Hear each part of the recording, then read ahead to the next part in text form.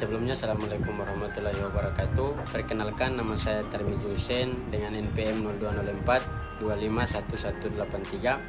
Saya berasal dari kelas D, Program Studi Manajemen Fakultas Ekonomi dan Bisnis. Baik, pada kesempatan yang berbahagia ini saya akan sedikit menjelaskan dan memaparkan materi mengenai diksi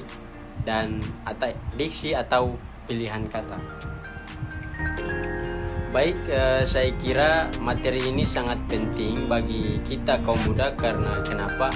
Karena dengan mempelajari diksi dan pilihan kata yang baik, kita akan bisa berkomunikasi dengan orang dengan jelas, singkat, padat, dan jelas. Baik, langsung saja.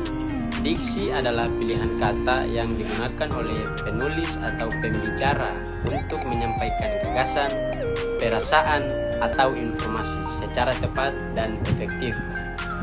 Kata ini berasal dari bahasa Latin dictionem, yang berarti cara atau menulis. Cara berbicara atau menulis. Dalam konteks bahasa Indonesia, diksi mencakup yang pertama, pemilihan kata yang sesuai dengan makna dan konteks, penggunaan struktur kalimat yang tepat, penyesuaian gaya bahasa dengan tujuan komunikasi. Ada beberapa fungsi diksi yang saya pelajari di sini. Yang pertama ialah kejelasan pesan. Diksi yang tepat atau membantu menyampaikan pesan secara jelas dan mudah dipahami.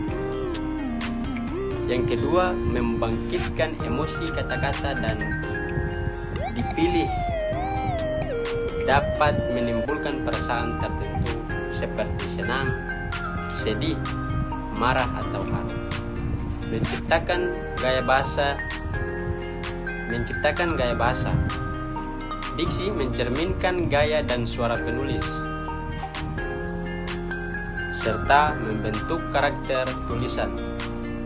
Yang kedua, menyesuaikan dengan audiens. Pilihan kata disesuaikan dengan latar belakang pembaca atau pendengar. Syarat diksi yang baik ada beberapa di sini yang saya pelajari. Yang pertama, tepat. Maknanya harus tepat. Kita harus sesuai dengan gagasan yang ingin disampaikan. Dalam artian lain, kata yang kita pilih itu harus sesuai dengan apa yang kita bicarakan dan maknanya sesuai dengan apa yang kita sampaikan. Kenapa? Karena dengan ini orang-orang dapat mengerti dengan apa yang kita bicarakan.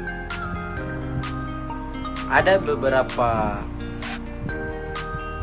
gaya bahasa, terutama dalam karya sastra diksi formal.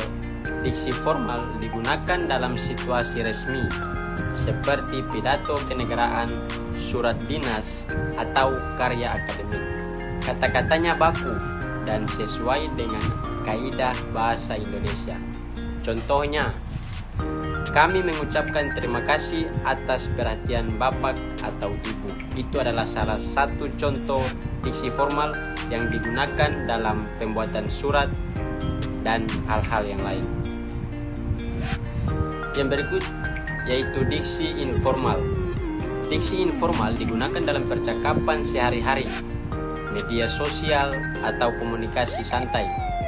Kata-katanya lebih fleksibel dan tidak selalu mengikuti kaidah baku. Contoh, makasih banget ya udah bantu. Itu adalah salah satu contoh diksi informal yang digunakan dalam kehidupan kita sehari-hari. Yang berikut adalah diksi spesifik. Diksi spesifik adalah penggunaan kata yang menunjuk secara rinci dan jelas terhadap suatu objek atau konsep. Kata-kata ini memperjelas maksud dan menghindari ambiguitas. Teknik pemilihan kata yang efektif. Teknik pemilihan kata yang efektif dibagi dalam beberapa bagian. Yang pertama, pahami audiens, sesuaikan kata dengan usia, latar belakang, dan kebutuhan pembaca. Yang kedua adalah gunakan kamus dan thesaurus untuk menemukan kata yang tepat dan variasi. Yang berikut, perhatikan nuansa makna, hindari kata yang ambigu dan multitafsir. Yang berikut, sesuaikan dengan tujuan komunikasi, apakah untuk menginformasikan, membujuk, menghibur, atau menghajar. Konsisten dengan gaya bahasa, gunakan diksi yang selaras dengan tone tulisan. Baik, mungkin sampai sini saja apa yang dapat saya sampaikan. Kesimpulannya, berbicara soal diksi itu kita berbicara mengenai cara kita berbicara, cara kita menyampaikan sesuatu, cara kita memilih bahasa, dan cara kita dalam mengolah kata-kata dalam berbicara.